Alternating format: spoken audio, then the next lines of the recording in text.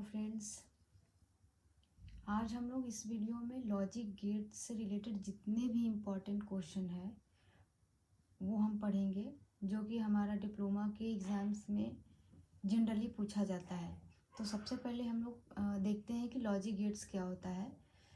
तो it is a combination of diode, transistors and resistive network with faithful output for given input. यानी कि जो logic gate हम बनाते हैं वो हम diode, transistor and resistive network के सहयोग से बनाते हैं।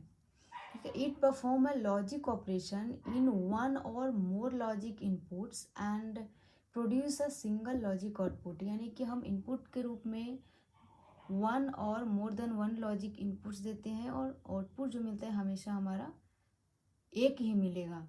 Logic gate are depend on binary information, यानी बाइनरी इन्फॉर्मेशन के रूप में हम ज़ीरो दे रहे हैं या वन दे रहे हैं, ऑफ दे रहे हैं या ऑन का सिग्नल दे रहे हैं, ओपन क्लोज का सिग्नल दे रहे हैं, या फिर फॉल्स ट्रू का या लो या हाई का दे रहे हैं। लॉजिक गेट बनाते समय हमारा सबसे इम्पोर्टेंट चीज़ जो आता है वो ट्रूथ टेबल। तो ये ट्रूथ टेबल जो होता है वो describing how a logic circuit output depends on the logic level present in the circuit input.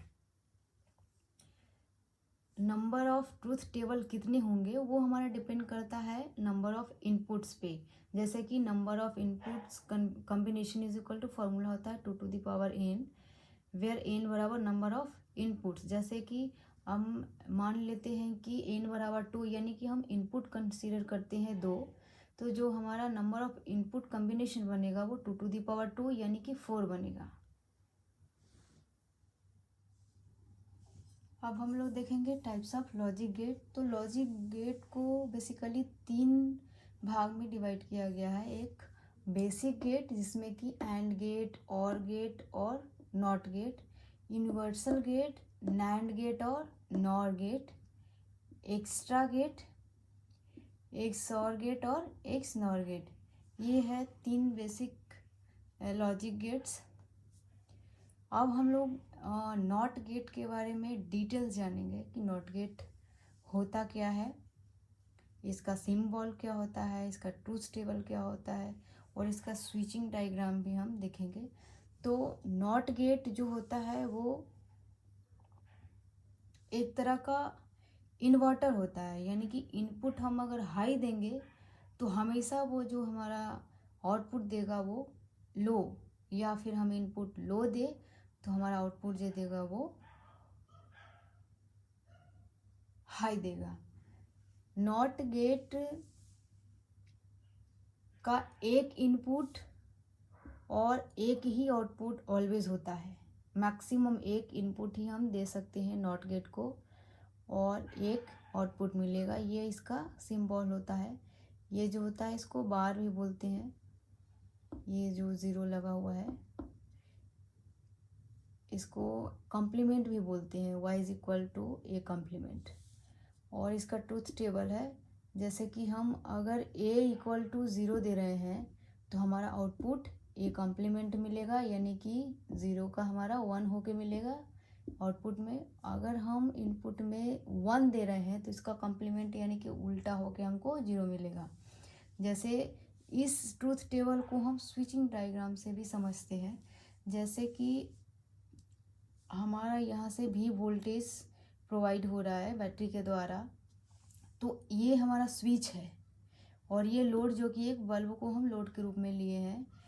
तो अगर हम इस स्विच को हम ऑन कर देते हैं, यानी कि हम इसको जोड़ देते हैं, तो हमारा जो इस वोल्टेज से जो हमारा करंट होगा वो लो रेसिस्टिव पाथ को फॉलो करते हुए इस स्विच से हमारा इधर की ओर चला जाएगा। अब लोड से हमारा कोई भी करंट फ्लो नहीं हुआ, जिस वजह से क्या होगा, ये जो बल्ब है वो हमारा ग्लो नहीं करेगा। तो वही है, जैसे कि हम वोल्टेज इस स्विच को ऑन किए, मतलब कि हाई किए, ए इक्वल टू हम 1 दे रहे हैं, तो जैसे कि a बराबर 1 दिए तो हमारा क्या हुआ, लोड आउटपुट जो मिल रहा था वो 0 हो गया, यानी कि बल्ब नहीं जला था।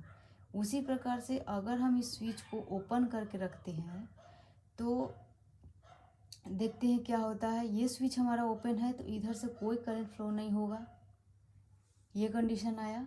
तो हमारा क्या होगा, जितना भी करंट फ्लो होगा वो इस बल्ब से होके पास होगा और हमारा बल्ब ग्लो करेगा। यानी कि जब हम स्विच को ओपन रख रहे हैं, ओपन करने का मतलब जीरो कंडीशन में रख रहे हैं, तो हमारा बल्ब ग्लो कर रहा है यानी 1 हमको मिल रहा है। तो ये हो गया। तो इस स्विचिंग डायग्राम से हम ट्रूथ टेबल को बना सकते हैं। बेसिकली इसी से हमको ये ट्रूथ टेबल बनाया गया है और एक छोटा सा इसका सिंबल दिया गया। अब हम ट्रांजिस्टर सर्किट्स को भी समझते हैं। इस सर्किट से भी हम इस ट्रूथ टेबल को समझेंगे। जैसे कि हम A = यानी कि एक हम कंसीडर किए हैं ट्रांजिस्टर NPN ट्रांजिस्टर को, और इसको जो वोल्टेज दे रहे हैं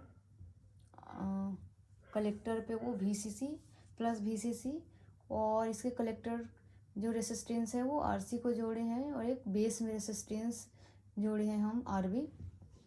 तो मान लेते हैं कि A जो है वो हमारा इनपुट है और ये Y जो है वो हमारा आउटपुट है। तो जैसे ही हम बेस पे 1 देंगे तो क्या होगा, ये हमारा ट्रांजिस्टर है वो एक्टिव मोड में चला जाएगा।